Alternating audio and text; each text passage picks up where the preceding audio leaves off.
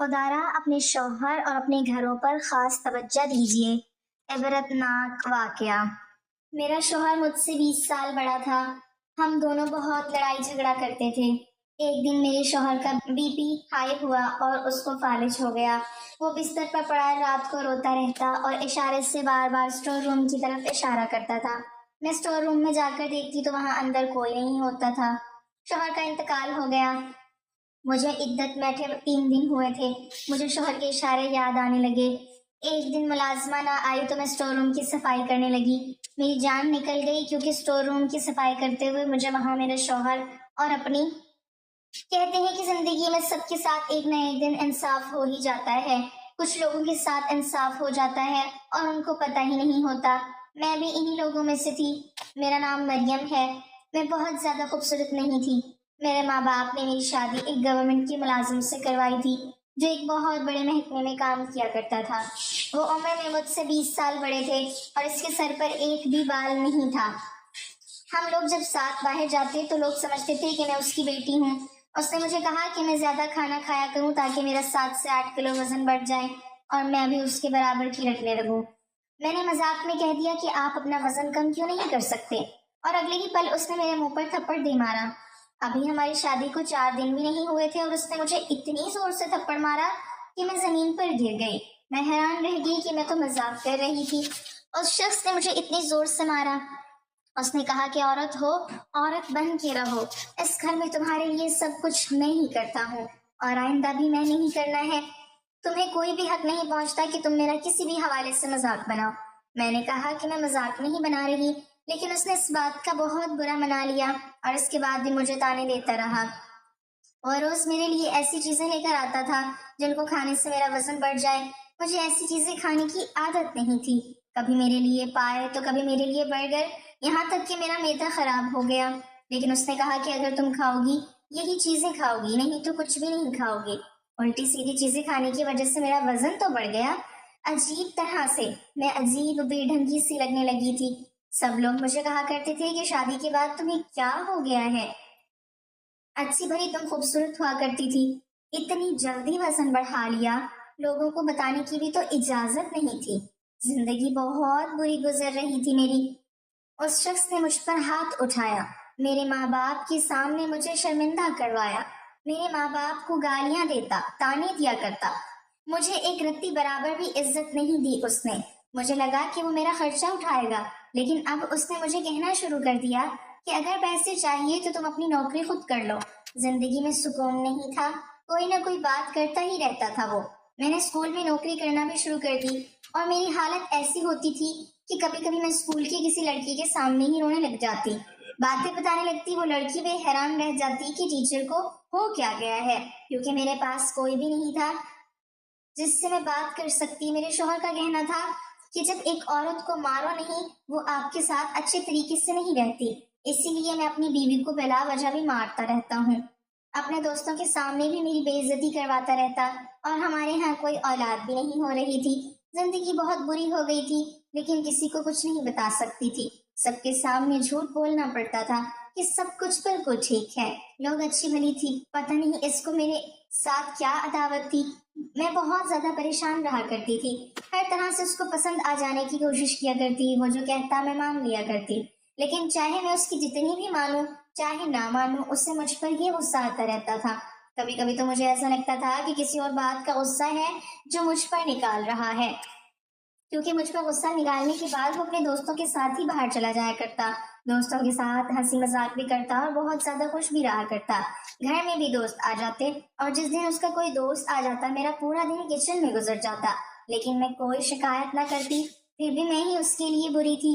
مجھے سمجھ نہیں آتا تھا کہ یہ سب کچھ کیا ہو رہا ہے میرے ساتھ۔ کبھی ایسا لگتا تھا کہ کسی کی نظر لگ گئی ہے یا پھر کسی نے مجھ پر جادو کروا دیا، کیونکہ جو کچھ بھی ہو رہا تھا وہ سمجھ سے باہر تھا۔ میرا شوہر جس آفس میں کام کیا کرتا تھا وہاں خوب رشوت لیا کرتا تھا، بار بار گاڑیاں بدلتا رہا کرتا تھا، اپنے لیے اچھی چیز لے لیا کرتا، لیکن میری چیز کا اس کو خیال نہیں ہوتا تھا۔ میں اپنا خرچہ خود ہی پورا کیا کرتی تھی۔ اب تو ہم پورے محلے میں مشہور ہو گئے تھے کہ یہ لوگ آپس میں بہت لڑائی جھگڑے کیا کرتے ہیں، اور واقعی ہمارے بہت زیادہ لڑائی جھگڑے ہوئے۔ لیکن ایک دن کیا ہوا کہ اتنی بات نہیں تھی جتنا جھگڑا ہونے لگا۔ میرے شوہر نے چیخنا شروع کر دیا۔ اس نے کہا کہ میں نے تمہیں کہا تھا کہ میرے لیے گوشت پکا کے رکھنا اور تم نے دال پکائی ہے۔ میں نے کہا کہ اگر گوشت کھانا تھا تو پھر اس کے پیسے بھی دے کے جانے تھے۔ ابھی میری تنخواہ نہیں آئی تو میں کہاں سے لے کر آتی؟ یہاں اس سے لڑائی شروع ہوئی اور پھر ادھر ادھر کی باتوں سے ہوتے ہوئے بات یہاں تک پہنچ گئی کہ میں تمہارے ساتھ رہنا ہی نہیں چاہتا، تم تو مجھے اچھی نہیں لگتی۔ ایک دن بھی میرے دل میں نہیں سمائی تمہارے ساتھ مجبوری میں رہ رہا ہوں۔ میرے شوہر نے بہت ہی زیادہ غصہ کیا، اس کا بی پی ہائی ہو گیا اور اس کو کوئی عجیب قسم کا دورہ پڑ گیا۔ مجھے سمجھ نہیں آ رہی تھی کہ کیا سے کیا ہو رہا ہے۔ رات کا وقت تھا، میں نے ایمبولینس کو کال کر دی اور ڈاکٹر کے پاس لے کر گئے، لیکن ڈاکٹر نے کہا کہ آپ نے دیر کر دی ہے، آپ کے شوہر کو فالج ہو گیا ہے، اب نہ تو یہ چل سکتے ہیں اور نہ ہی بول سکتے ہیں، ان کا سارا جسم بیکار ہو گیا ہے سوائے ان کی آنکھوں کے اور ہاتھ کی 2-4 انگلیوں کے علاوہ۔ میرے شوہر کا پورا جسم بیکار ہو گیا تھا۔ اس نے غصے کر کے اپنا بی پی ہائی کیا اور بی پی ہونے کی وجہ سے اسے فالج کا دورہ پڑ گیا تھا۔ 2-4 دن اسے ہسپتال میں رکھا گیا اور اس کے بعد گھر لے آئے۔ اب میں اس کا خیال رکھا کرتی تھی، وہ کچھ بولتا نہیں تھا اور ہل بھی نہیں سکتا تھا۔ اس کی آنکھوں میں مجھے کوئی ندامت اور شرم نظر نہیں آئی تھی۔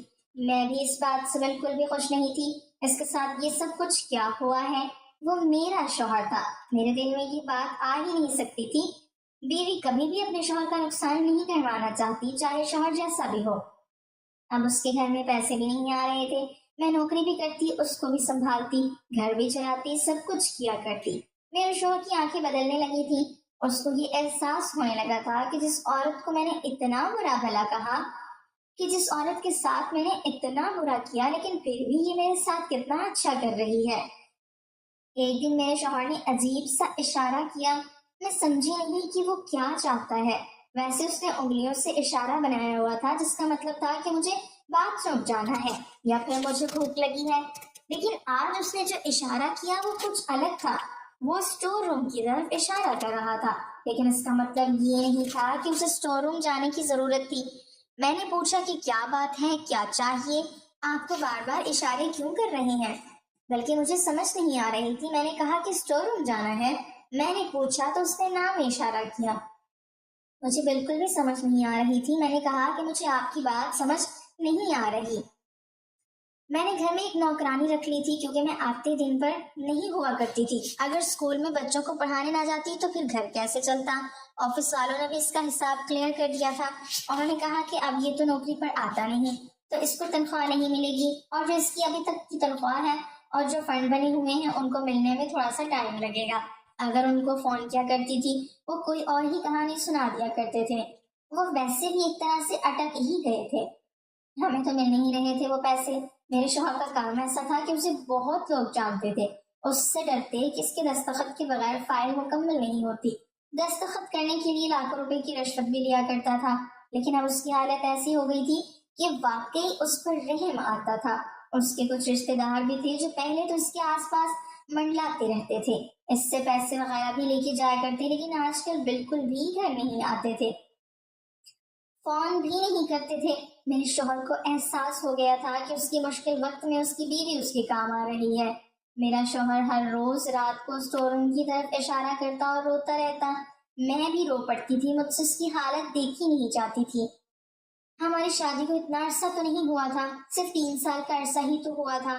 ہاں یہ بات الگ ہے کہ اس 3 سال میں اس نے میرا بہت خون جلایا تھا، مجھے بہت تکلیف دی تھی، لیکن میں نے اسے معاف کر دیا تھا کیونکہ شاید اس کو سزا مل چکی تھی۔ میں اسے سزا نہیں دینا چاہتی تھی۔ میرا شوہر بار بار روتا تھا اور اسی طرح بار بار اشارہ کرتا تھا۔ میں اس کی ضد پر جا کر دیکھتی بھی تھی، لیکن اسٹور روم میں ایسا کچھ نہیں تھا، نہ تو کوئی ایسی چیز جو اس کو چاہیے تھی اور نہ ہی کوئی ایسی چیز جو اس کی تھی۔ انسان جو بستر مرگ پر پڑا ہے، وہ اگر کوئی بار بار بات کرے تو ظاہر ہے کہ وہ ایک ضروری بات ہوگی، لیکن مجھے سمجھ نہیں آ رہا تھا۔ ایک دن میرے شوہر کی کزن بھولے بھٹ کے وہاں آ گئی۔ شوہر سے تو نہیں ملی لیکن میرے ساتھ عجیب و غریب قسم کی باتیں کرتی رہی، کہنے لگی کہ ان کی بقیہ تنخواہ اور فنڈ کے پیسے کب ملیں گے۔ میں نے کہا کہ مجھے نہیں پتا، میں تو روز فون کرتی ہوں، لیکن وہ کوئی نہ کوئی بہانہ کر دیتے ہیں۔ وہ تو کافی سارے پیسے ہوں گے، ان کا کیا کرو گی؟ میں نے کہا کہ علاج کرواؤں گی۔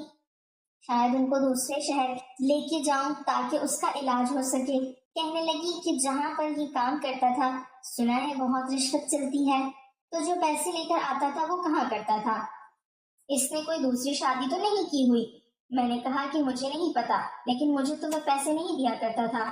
کہنے لگی کہ پھر ضرور اس نے کوئی دوسری شادی کی ہوگی۔ میں نے کہا کہ اگر ایسا ہوتا تو وہ عورت ابھی تک منظر عام پر آ جاتی، لیکن میرے شوہر نے نہ تو مجھے کچھ بتایا اور نہ ہی ایسا ہوا کہ… کہنے لگی تھی کہ اب لگتا ہے تم جھوٹ بول رہی ہو، میں نے سنا ہے کہ یہ روزانہ نہ جانے کتنے ہزار روپے لوگوں سے رشوت لے لیا کرتا تھا، اتنے سارے پیسے اس نے کہاں کر دیے؟ تمہارے ہی ناز نخرے اٹھائے ہوں گے۔ مجھے بھی غصہ آ گیا اور میں نے کہا کہ دیکھو، میں نے نوکری کے لیے مہینے کے 30 دن ذلیل ہوا کرتی ہوں، گرمی ہو یا سردی میں ضرور جایا کرتی تھی، اپنے کام پر ہزاروں بچوں کے ساتھ اپنا دماغ خراب کیا کرتی تھی، تب کہیں جا کر مجھے وہ 25,000 روپے ملا کرتے اور وہ بھی گھر میں کھانے پینے میں لگ جایا کرتے تھے۔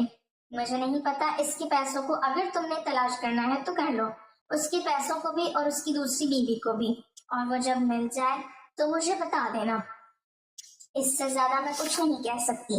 اس نے کہا کہ تم بہت بدتمیز ہو، تمہارا شوہر بھی ایسے ہی بدتمیز تھا، تمیز کے ساتھ یہ سب کچھ ہوا ہے، دیکھنا کہیں تمہارے ساتھ بھی ایسا نہ ہو جائے، وہ چارپائی پہ پڑا ہے تم اس کی دیکھ بھال کر رہی ہو، اور اگر تم بھی چارپائی پر پڑ گئی تو پھر تمہاری دیکھ بھال کون کرے گا؟ دونوں میاں بیوی اسی طرح پڑے اس دنیا سے رخصت ہو جاؤ گے۔ میں حیران تھی کہ لوگ کسی بھی حال میں آپ کو نہیں چھوڑتے۔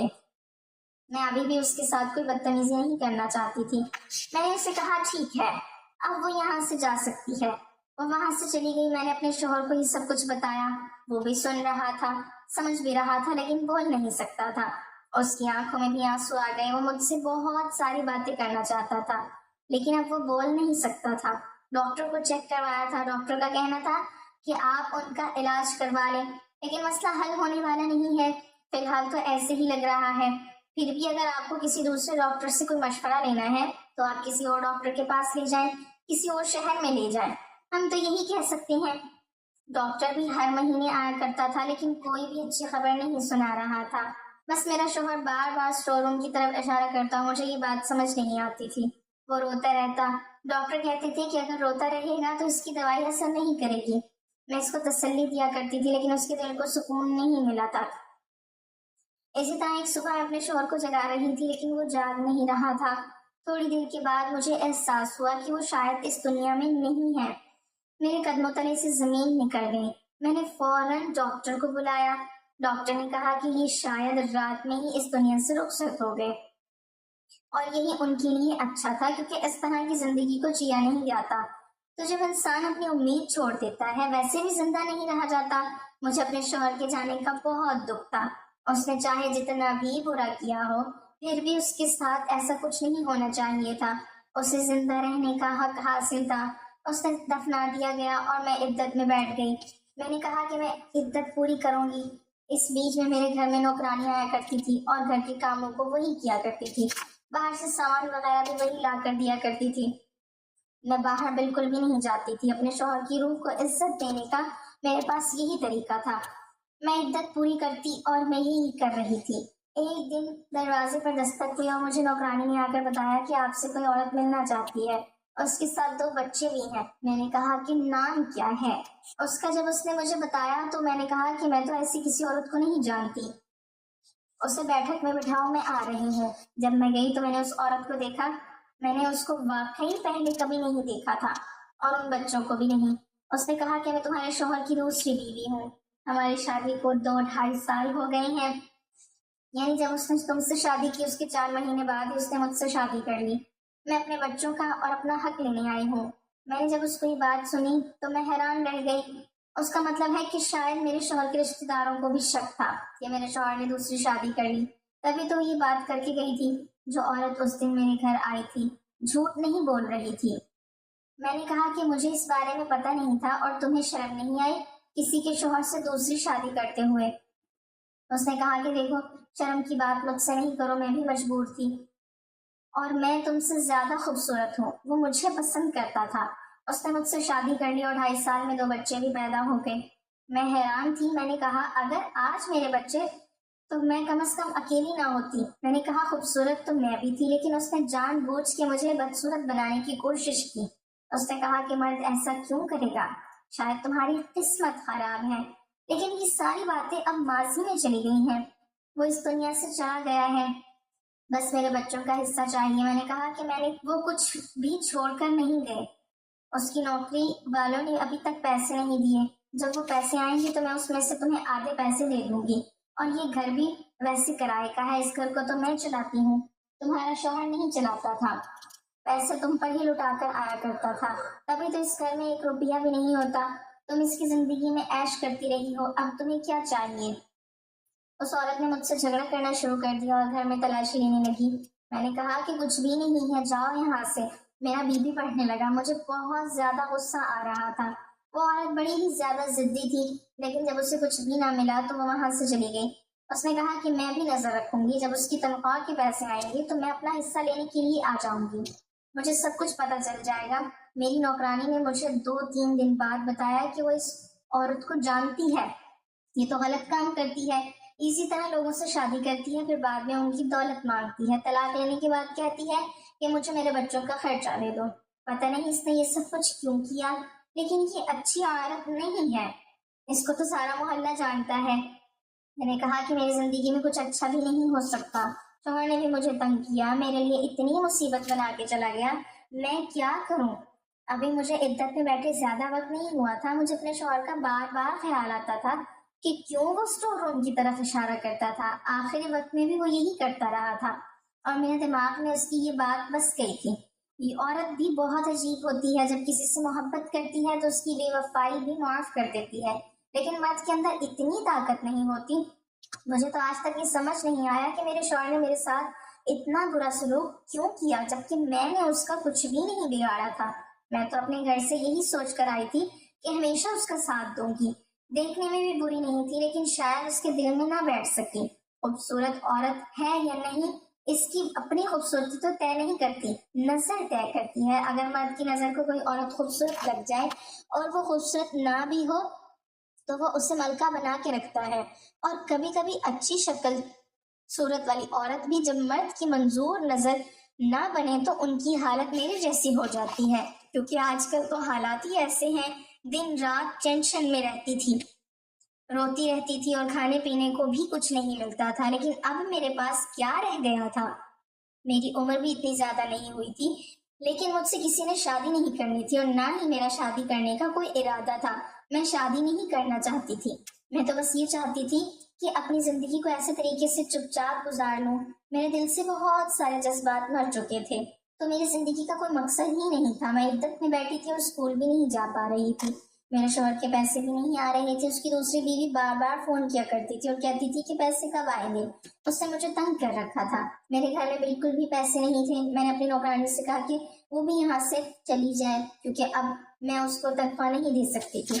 ایک دن میں بہت حیران ہوئی جب وہ خود میرے لیے کھانا بنا کر لائی۔ اس نے کہا کہ آپ بہت اچھی ہیں بی بی جی، آپ نے میرا بہت خیال رکھا ہے، میرے پاس تو اتنا ہی ہے، میں آپ کے لیے اتنا ہی کر سکتی ہوں۔ اس دن احساس ہوا کہ اگر آپ اچھے لوگوں کے ساتھ اچھا کریں تو وہ آپ کے ساتھ اس سے بھی زیادہ بڑھ کر اچھائی کرنے کی کوشش کرتے ہیں۔ اس کے پاس تو خود کچھ نہیں ہوتا، اس کے 4 بچے تھے، میں تو اس پر بوجھ نہیں بننا چاہتی تھی۔ میں نے اسے کہا کہ اگر میرے حالات بہتر ہو گئے تو میں اسے نوکری پر رکھ لوں گی اور اس کی تنخواہ بھی دے دوں گی۔ میرے شوہر کے آفس والے بھی پیسے نہیں دے رہے تھے، شاید وہ پیسے کھا جانا چاہتے تھے، اور ادھر اس کی بیوی نے بھی مجھے بہت زیادہ تنگ کر رکھا تھا۔ میری کچھ دوست وغیرہ تھیں جن سے میں نے تھوڑے سے پیسے ادھار لیے تھے، اور کسی طرح کھانا پینا بھی چل رہا تھا، لیکن وہ بھی بہت کم تھی۔ میں بہت زیادہ پریشان تھی، اب تو میں نے نوکرانی کو بھی چھٹی دے دی تھی، اور گھر بہت زیادہ گندا ہو گیا تھا، ویسے بھی کرنے کو کچھ نہیں تھا، سوچا گھر کے کام ہی کر لوں۔ میں اسٹور روم میں چلی گئی، اور اسٹور روم میں بھی اپنے شوہر کے بارے میں ہی سوچ رہی تھی، کیونکہ وہ بار بار اسی کی طرف اشارہ کیا کرتا تھا۔ اچانک بے دہانی میں میرا پاؤں پھسل گیا اور میں دیوار سے جا لگی، میرے بازو پر چوٹ لگ گئی، لیکن وہاں پر لگی ایک ٹائل بری طرح سے ٹوٹ گئی۔ وہ جو میں نے اس طرف دیکھا تو میرے قدموں تلے سے زمین نکل گئی، مجھے یقین نہیں ہوتا کہ یہ میری آنکھیں کیا دیکھ رہی ہیں۔ اس دیوار کے پیچھے ایک بہت بڑا حصہ بنایا گیا تھا جہاں پر تجوری نظر آ رہی تھی، جب میں نے اس کے دروازے کھولے تو میرے قدموں تلے سے زمین نکل گئی کہ اس کے اندر تو دولت، سونے کے بسکٹ اور نہ جانے کیا کچھ تھا۔ ظاہر ہے یہ سب کچھ یہاں میرے شوہر نے رکھا تھا اور وہ بار بار اسی طرف اشارہ کیا کرتا تھا، لیکن بتا نہیں پاتا تھا۔ جیسا کہ میرے شوہر کے بارے میں مشہور تھا کہ وہ ایک محکمے میں کام کیا کرتا تھا اور بہت زیادہ رشوت لیا کرتا تھا۔ شاید یہ سب کچھ اس نے رشوت کے پیسوں سے ہی بنایا تھا۔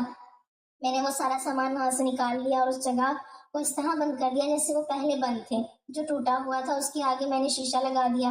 اگلے دن میں نے نوکرانی کو بلایا اور اسے کہا کہ گھر کا سارا سامان پیک کرنا ہے، میں یہاں سے جا رہی ہوں۔ ویسے بھی یہ گھر کرائے کا تھا۔ نوکرانی نے مجھے ایک بات بتائی جس سے میں پہلے میں سوچ پڑ گئی کہ ملنے والی دولت میں سے کچھ حصہ میں اس کی دوسری بیوی کو بھی دے دوں، لیکن اس نے مجھے بتایا کہ وہ دونوں بچے اس کے نہیں تھے۔ وہ جھوٹ بول رہی تھی آپ سے، آپ کے شوہر کے بچے نہیں ہیں، کسی اور کے بچے تھے۔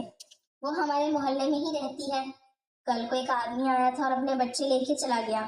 نوکرانی کا کہنا تھا کہ یہ بھی ہو سکتا ہے کہ وہ جھوٹ بول رہی ہو اور آپ کے شوہر نے اس کے ساتھ شادی ہی نہ کی ہو، کیونکہ یہ عورت اس طرح ڈرامے کرنے میں بہت زیادہ مشہور ہے۔ میں بھی خاموش ہو گئی۔ میں نے نوکرانی کو اس کی تنخواہ اور کچھ اضافی پیسے بھی دے دیے۔ وہ بھی حیران ہوئی۔ اس کو لگا کہ شاید آفس والوں نے پیسے بھیج دیے، لیکن آفس والے تو پیسے کھا چکے تھے۔ میں وہاں سے چلی گئی۔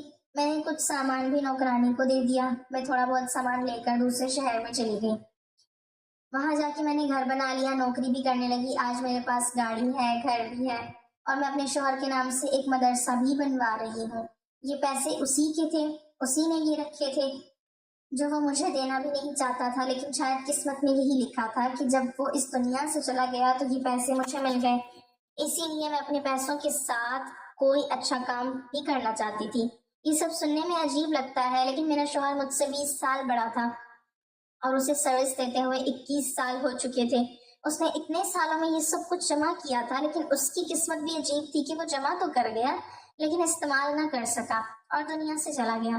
بس یہی زندگی ہے، اس میں کچھ نہ کچھ عجیب ہوتا رہتا ہے، پر میں کسی پر بھروسہ نہیں کرنا چاہتی اور دوبارہ شادی بھی نہیں کرنا چاہتی۔ فی الحال میں کچھ سال ایسے ہی گزارنا چاہتی ہوں۔ میں آگے پڑھائی بھی کر رہی ہوں تاکہ مجھے اس سے اچھی اور نوکری مل جائے، کیونکہ دولت کا چاہے آپ کے پاس دریا ہی کیوں نہ ہو، ایک دن ختم تو ہو ہی جاتا ہے۔ میں اپنے شوہر کو اچھے الفاظ میں یاد کرتی ہوں، اس کے اصال ثواب کے لیے کوئی نہ کوئی ختم وغیرہ بھی پڑھاتی رہتی ہوں، کیونکہ وہ جیسا بھی تھا تو میرا شوہر۔